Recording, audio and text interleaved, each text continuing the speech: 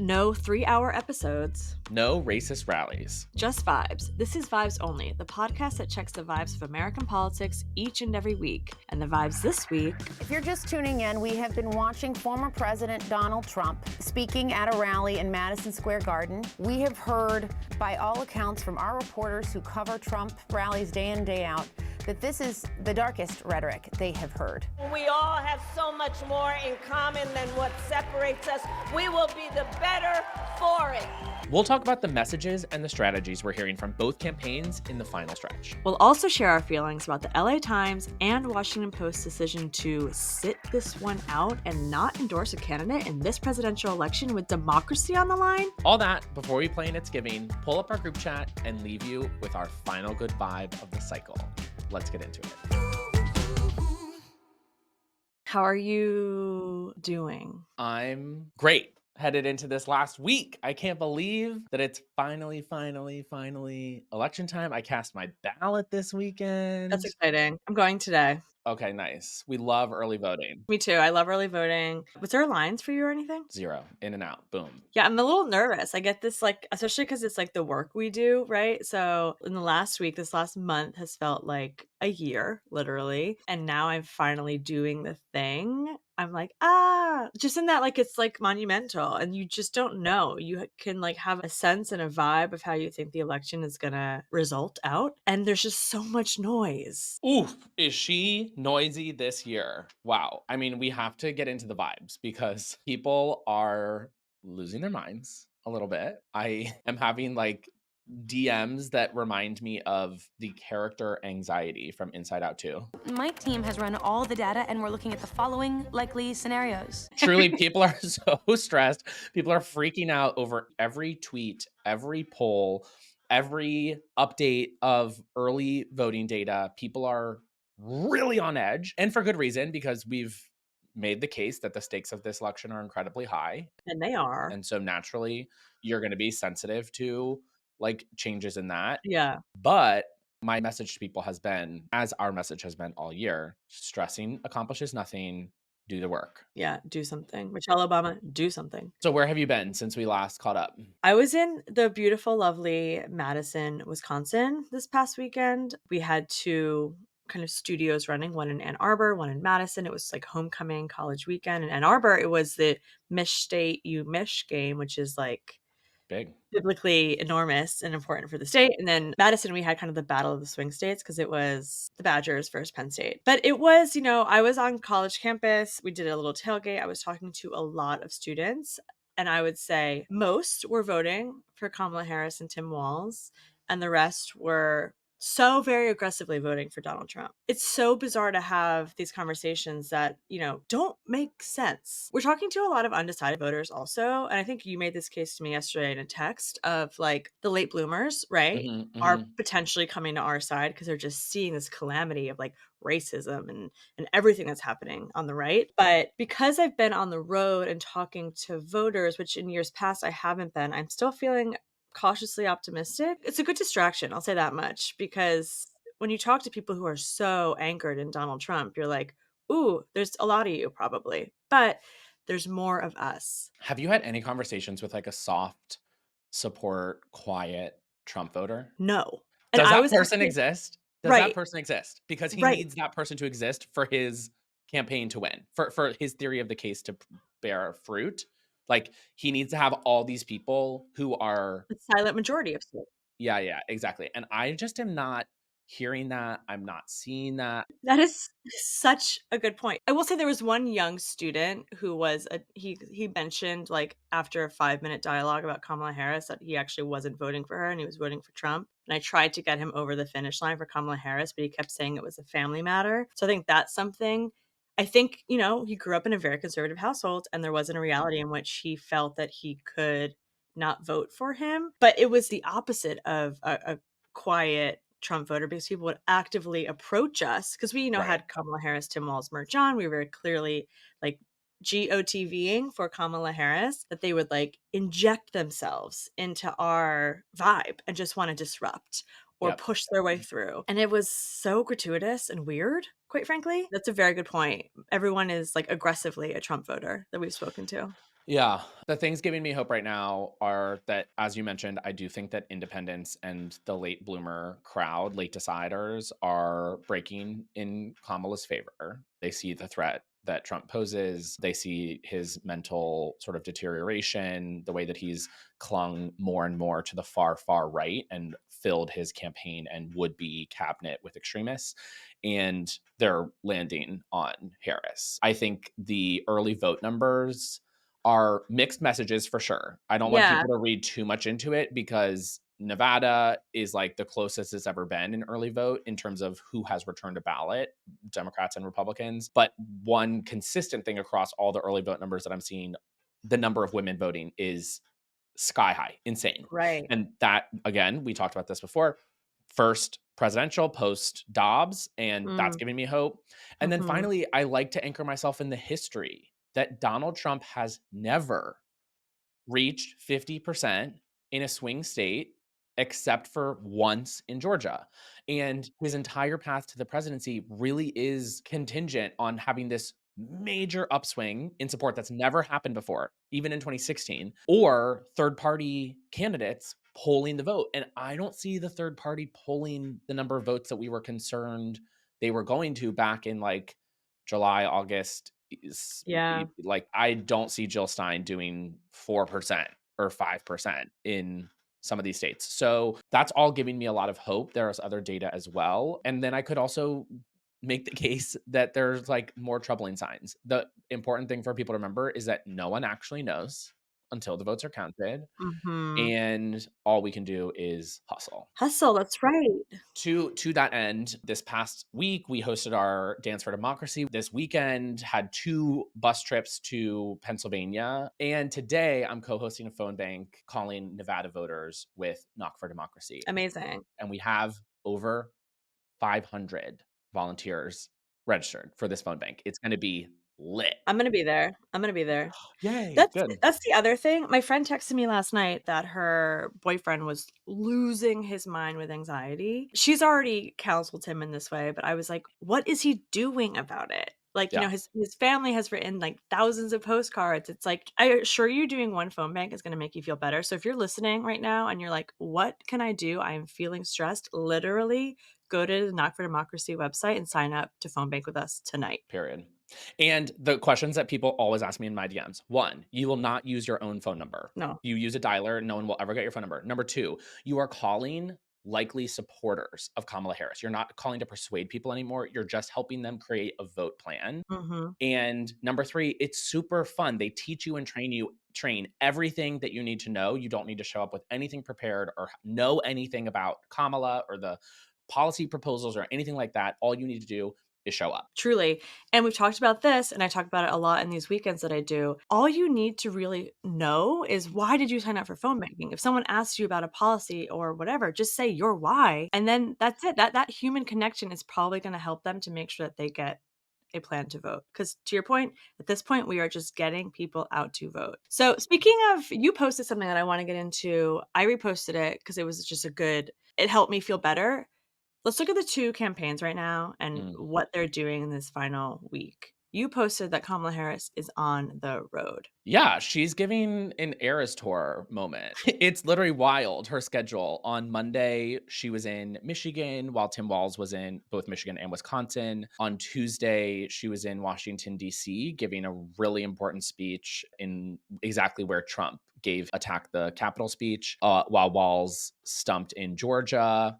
Today, she's in North Carolina, Pennsylvania, and Wisconsin. My God. Crazy. While Walz is in North Carolina, and tomorrow she is in Nevada and Arizona, while Tim Walz is in Pennsylvania and Michigan. This is the schedule of a winner. She is Mhm. working for it. Yeah. To hit 3 swing states in a single day is a grueling schedule, and you have to remember that she's doing a ton of events at every single one of these stops and meeting with the leaders that she needs to, and obviously there's rallies going on. Like, she's absolutely putting in the most effort we could possibly expect from a candidate, and it makes me incredibly proud that we nominated her. Yesterday, Joe Biden waited in line to early vote. It was just like a sweet moment. I just like love democracy in action. And I was just having a moment to appreciate, the personal sacrifice he made by stepping aside. And it's also the reality of Joe Biden probably would not be able to have this campaign schedule. Yep. Just I'm holding all of that. I'm just holding it and I'm just grateful. And it really is motivating me into this final week of like, okay, she's doing it. We all got to do what we can to make sure that she gets elected. And I believe she's going to win, but I know without a doubt that she's done every single thing she possibly can. There's been no stone left unturned in her drive to turn out every vote she can. Yeah, leaving it all on the field. I wanna use as many sports metaphors as possible. Meanwhile, Oh god. Donald Trump is hosting rallies in Madison Square Garden to try to blow up his own campaign. And this week, Trump is campaigning in New Mexico and Virginia. What electoral college map is he looking at? The media is reading that as a sign of overconfidence, Oh, that he thinks he's in such a great position that he is doing what he wants to do, which is put himself in front of giant crowds that can stroke his ego. That's what Madison Square Garden was all about. we have to talk about that. We have to talk about that. But yes, like before we go deep on the atrocity of the Madison Square Garden rally, I think that just to put us in the mindset of the Trump campaign, they are really confident. I would say overconfident based on what the data is telling us right now in essentially a coin toss election. This is exactly what we're going to look back on and laugh at him over when he loses. We're going to be like, oh, was it a good idea to go to Colorado, New Mexico, Virginia, and New York instead of Pennsylvania and Michigan? Right, in New York, where I don't know if you saw that Good Liars clip. They went up to Trump supporters at MSG, like, "Where did you come in from today? Long Island, New Jersey, or Staten Island?"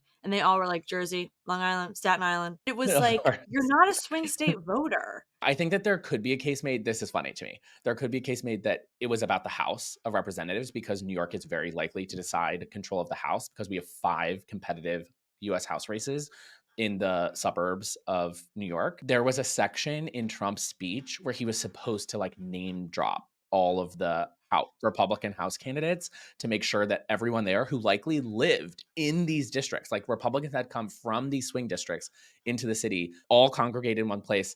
And he was like, that's a lot of introductions. We're going to skip that. And he didn't name the Republican House candidate. His one job, literally his one job that probably like would have name and face recognition at this point is so important. And so what that left was just a rally that served as a platform for racism and hate speech. It was a white supremacy rally. Like it really was. I was not like tapped into it being on the road. Yeah. When I landed back in New York yesterday, I started just really going into the clips. I truly don't even know where to start. It felt like debate level viral content to me. It was everywhere. The Tony Hinchcliffe remarks in particular. So background, if you somehow have been offline and did not see it, there's this like right-wing podcaster, comedian, I'm using air Air quotes. quotes. Yeah. And he was for some reason invited to speak at this political rally, not a comedy show, and delivered this racist tirade, basically, where he said some really crude remarks about Kamala Harris. He saw a black guy in the crowd and improv'd a line about carving watermelon instead of carving pumpkins for Halloween. And then he gave this now infamous line about Puerto Rico being a floating island of garbage that literally set the internet ablaze. Immediately after, Bad Bunny endorsed. Luis Fonsi, J-Lo. J-Lo, that's who I was trying to think of. Mark Anthony had already endorsed, I think. Ricky Martin Martin came out and spoke out against it. I mean, people with between 20 and 50 million followers each making public statements and not just endorsing, but also specifically sharing Kamala Harris's plan for Puerto Rico. Yeah. And her policy proposals that could be of interest to those voters who were extremely turned off by Trump platforming that kind of bigotry. You know who also endorsed? Geraldo Rivera. Oh, yeah. Basically, it was just like this guy Donald Trump is an awful person. You cannot vote for him if you're like are self-respecting. I don't like the whole like self-respecting argument. Like people can make their own decisions, whatever. I ground myself in logic and reason and process. My thing when I was watching that speech was like, did no one from Trump's team read what Hinchcliffe was going to be saying or approve it? The campaign issued a non-apology and said he doesn't represent us or something. And I'm like, well, you asked him to speak at your largest rally of the cycle. So he kind of does represent you, actually. Yeah. Now a bunch of conservatives are calling on Trump to personally apologize, which Trump has never done. And so in many ways, this feels like a self-manufactured crisis that highlights all of Trump's biggest vulnerabilities, that he's an egomaniac that caters to racists openly and explicitly, oftentimes specifically anti-Hispanic racism, and that he is now beholden to this far right fringe that his entire second administration would be run by, because he has abandoned the middle completely and is now a servant leader to the alt-right. Yeah. And this really hit on every single one of those with a population of voters that could swing every single swing state. Well, let's talk about that because we have the list here. We talk about this ad nauseum on the pod about the margins and how this election is actually going to be won in the Electoral College. And the group of people that Hinchcliffe deeply offended at the Donald Trump white supremacy MSG rally is a very large group of people who could have very real implications in this election. So let's go state by state and just talk about the margin in 2020 and then the Puerto Rican population in that state. Pennsylvania, 2020, it was 80,000-ish votes. The Puerto Rican population in Pennsylvania is almost 500,000 people. Which is 3.8% of the state. That's a lot. Nevada, the 2020 margin was about 33,000. The Puerto Rican population is 27,000. Arizona, the margin was 10,500 votes. The Puerto Rican population in Arizona is almost 65,000. Wisconsin, the 2020 margin was about 20,000 votes. The Puerto Rican population, 61,000. Georgia, the winning margin was about 12,000 votes. The Puerto Rican population in Georgia, over 100,000. North Carolina, the winning margin was about 75,000, and the Puerto Rican population in North Carolina is 115,000. Not important. Right. And if you're at home saying, well, many of them won't care or many of them aren't going to hear it in time after the rally, Google searches for Trump surged to the highest point since his assassination attempt. It really did go viral. People did hear it. And Tony Hinchcliffe's name was more Googled than Taylor Swift. Crazy. Which she's still doing the Eras tour. So that's a lot of Googles going on. People heard about this. And he wasn't the only person to say crazy, offensive things either. I hate the word offensive, disrespectful, bigoted things. Somebody else said that Vice President Kamala Harris had pimp handlers. Someone else called her the Antichrist. The list goes on and on and on. They were talking about how America is for Americans and Americans only. Like, it was really nationalistic, gross language. So gross. This is what Trump is choosing to close his campaign with. This was not a misstep or an unplanned media hit. These were not offhanded remarks. This was a focal point event of the entire cycle for Trump. He's been talking about having a rally at Madison Square Garden for literally 10 years, and he finally did it. And this is what they chose to platform. It was deliberate. You know what else was deliberate? The LA Times and Washington Post deliberately not endorsing a candidate. Yeah. Despite a long history of the editorial board endorsing a candidate. This one frustrates me. I think that if publications do not want to do endorsements, then that's their choice and that's their prerogative. That's fine. But you announced that in January. And you do not hold an endorsement process. You do not go through an entire endorsement process, arrive at a result, and then have your billionaire owner decide that they do not like that result and pull the plug on the whole thing.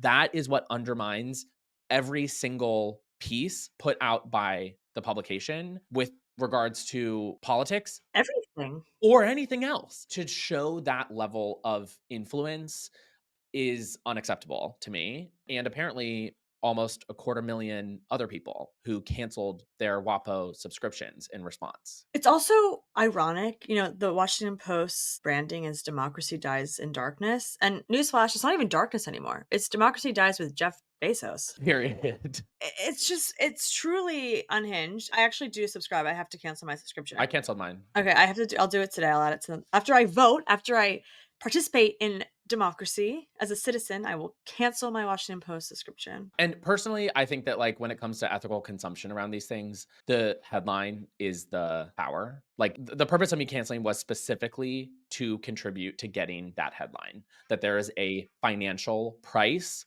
to you interfering in a process that was established and followed by your news organization. I'm not going to boycott the Washington Post forever, but I think that it's important that he pays a financial penalty. Doing it 10 days, less than 10 days before the election is more political and more of a partisan move than an endorsement is. 1000%. LA Times I care less about, but yeah, LA Times, I mean, we're East Coasters through and through, sorry. Yeah. LA Times, I guess similar story because they also had the process in place and followed to put out the Harris endorsement. There was like drama over the owner's daughter making claims about what it was about, but then he denied that and said that she had nothing to do with it and was speaking out of turn. So I think it's maybe a little bit muddier, like what it was about. But at the end of the day, this is about billionaires wanting to suck up to Trump to keep their stacks in the bank, Totally. like that's what this is. Gross. I would just also throw out what's getting buried in the news of the week with so much campaign news is a lot of great economic data coming out that people seem incapable of digesting and paying attention to. Hit me. Unemployment is the lowest it's been before presidential election in about 30 years. Okay, I'll take it. It's at 4.1%, which is historically low. GDP is higher than anticipated. Tomorrow, we're going to get a new measure of inflation that is projected to show the lowest levels of inflation since pre-pandemic.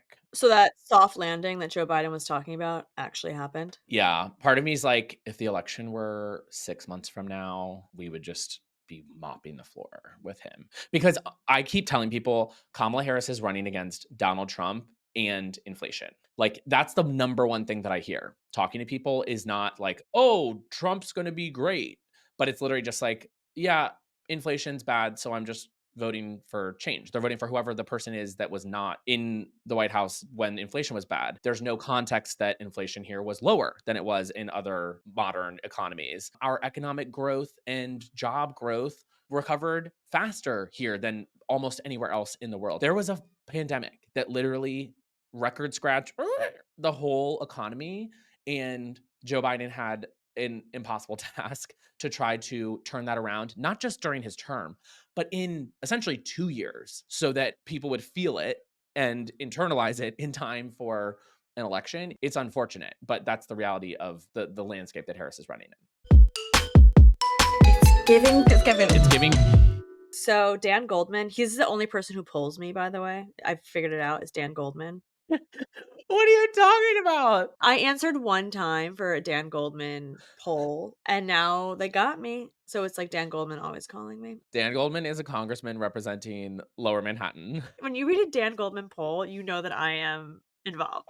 I am one of the 10 people who picked up the phone. He says that Mike Johnson has some like secret plan of some sort for the House. Yeah, there was a comment made by Trump at the Madison Square Garden rally that he has like some secret up his sleeve that he's planning with MAGA Mike. And people are freaking out. It's actually been in my DMs a lot. People are like, what's the secret? What's the secret? So Dan Goldman has thoughts on what that could be. Trump hinted yesterday in his speech that he has some secret with Speaker Mike Johnson.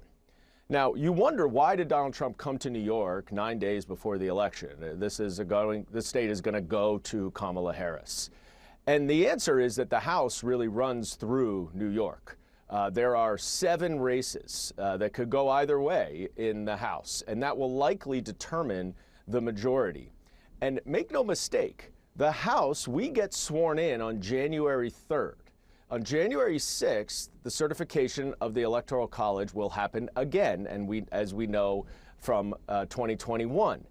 whoever is in control of the House, of Congress, will be able to have a lot of say on what happens on January 6th.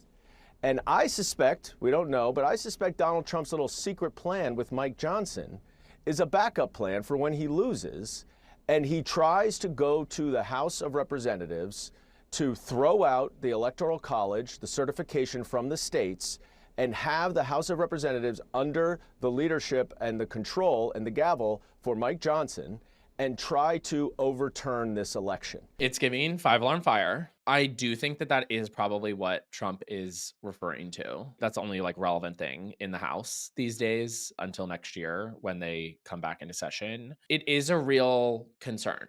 I want to talk about like the process behind it and how afraid of that we should be. But in the immediate, what people should do is just make sure that you can research your ballot before you go. If you're not aware of a congressional race you might have on your ballot, Yeah. check it out. Like, yes, of course, we have to get Kamala Harris and Tim Walz elected, but there's a lot happening down the ballot as well. California is the same way, where there are 5 districts in California that Joe Biden won in 2020 that are now held by Republicans, and huge opportunities for pickups there. So if you can pick up your butt and get to one of those districts and go knock on some doors, that would be great. But for the people who are scared about it, yes, it is true that the new Congress will be seated before certification on the 6th. If they were to deny the Electoral College vote, then it would ultimately go to the House of Representatives, but it's not a normal vote. Each state delegation gets 1 vote. In that situation, it only matters who controls like the 26th state, not who controls an outright majority of the House. So really what we're fighting for is to make sure that the first vote goes through rather than the strategy of like controlling the House and letting the House decide the election. We should never allow it to come to that. And we can do that by winning as many House races as possible. The Electoral Count Reform Act that passed under Biden also made changes to this process to make it harder for people like Ted Cruz and Josh Hawley to wave their flimsy little fists around and try to object to certification. So that should make us feel a bit better. What's the vibe of the final week group chat? A lot of people are sending me like wellness checks, like my friends who are not in this space, because they just see me like on the road, and we're obviously working insane hours, and we're working and we're volunteering and we're doing all the things. So to everyone who has sent me a wellness check, thank you. I appreciate you. Also, before we get into politics, it was a big weekend for Little Monsters because Gaga released her new single, Disease. I can be a doctor. Yes. So good. Yeah, it's really good. It's kind of giving like Fame Monster. I don't. She's like it's like 2011, 2012, like elevated Gaga. So that's just like fun, to have that little pop culture additive thing as we go into this final stretch. But otherwise, it's all been politics. How about you? Yeah, same. I feel like on the non-political front, we, spoiler alert, are at the merge Survivor. Okay, yeah, I'm still not caught up. Oh my God, girl. I know.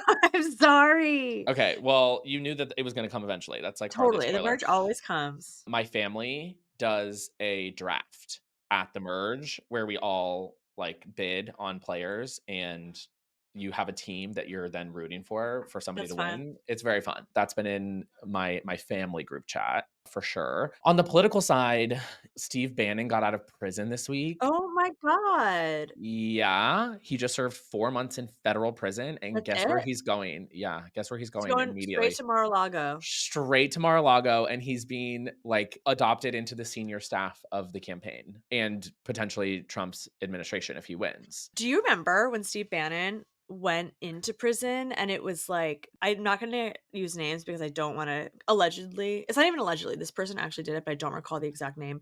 One of the major like government military contractors was like, we're going to protect him if anything happens. It was, again, dark-sided stuff. Well, that's what they're going to have to do when Trump goes to jail. That post-election vibes only becomes Trump prison watch 2025. Citizen's arrest. You know, I've recently become obsessed with citizen's arrests.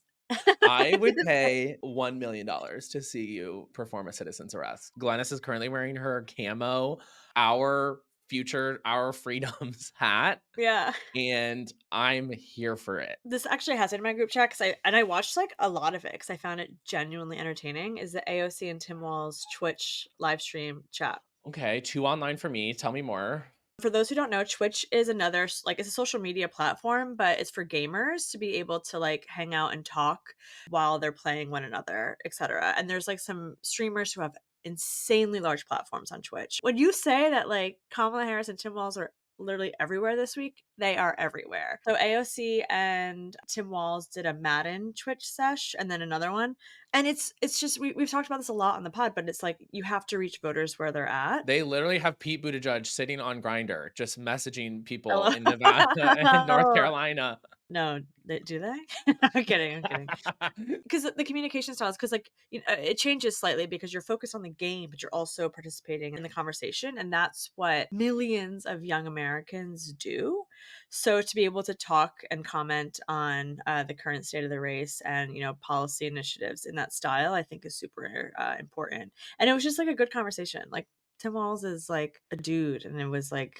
An AOC is a gamer. I didn't realize that. Yeah, I mean, I am in full support. We got to be everywhere. Speaking of, we got a story from a listener who said that they met this cute guy on a dating app and they met up. And long story short, it became clear that he was from a swing state and was going to vote for Trump. And so our listener was asking us what to do in this situation and like how to persuade someone who you're vibing with romantically. What are your thoughts? My number one thought is follow Liz Plank on Oof, yes.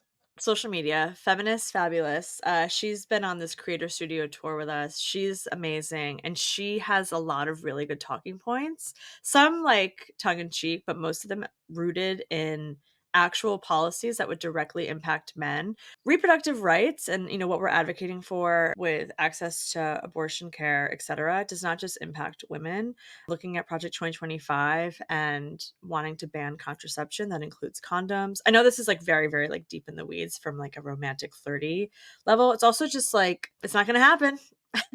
Like what? I think that that's a fabulous idea. Liz Plank is amazing and it's really really good content, completely different than what I hear from other people. My suggestion would be to ask questions. A lot of people think that they need to have the magic recipe of like talking points to brew together to convince someone of something. A lot of times it's actually more about asking questions and listening. Like earnestly approach the conversation from a standpoint of wanting to understand where this person is really coming from. Yeah. Because that's like finding out that this person is interested in Trump or curious in Trump is not the end of a conversation. It's the very, very beginning of one. And could be the beginning to a great love affair.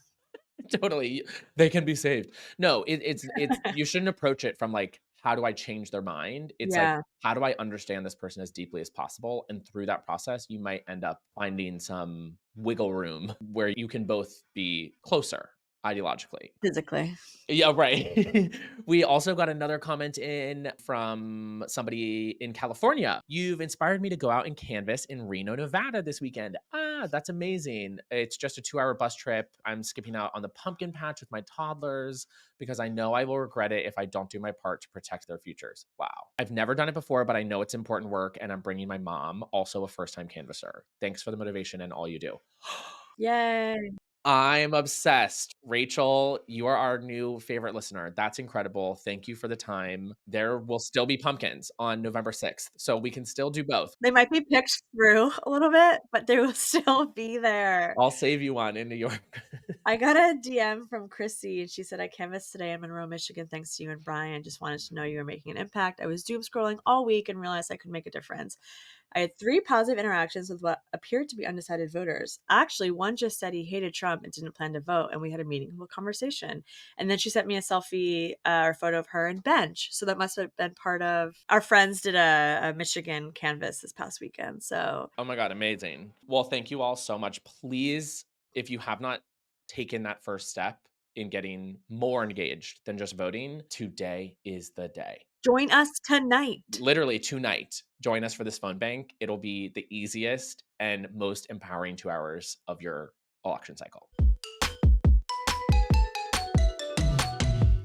Good vibe, good bye. Joe Biden, early voting and still at work, has announced $3 billion in renewable energy investments into rural areas in America. This is like goes back to when Joe Biden was running and wanting to bring like broadband internet, to rural Americans. Like rural America needs some more infrastructure, and this is part of that. It's the biggest federal investment in rural electrification since the New Deal in the 1930s. That is major for real. And it's so necessary and just highlights again that in this next election, we are deciding whether we want to move the country forward into a new future around fighting climate change and bringing the economy into the 21st century on energy, or whether we want to dismantle everything that Joe Biden and Kamala Harris have accomplished and roll the clock back and hand America over to the hurricanes. This is the last time that y'all are going to hear from us until Election Day. So hang in there. We are so close. Do not panic. When you're feeling anxious, take action.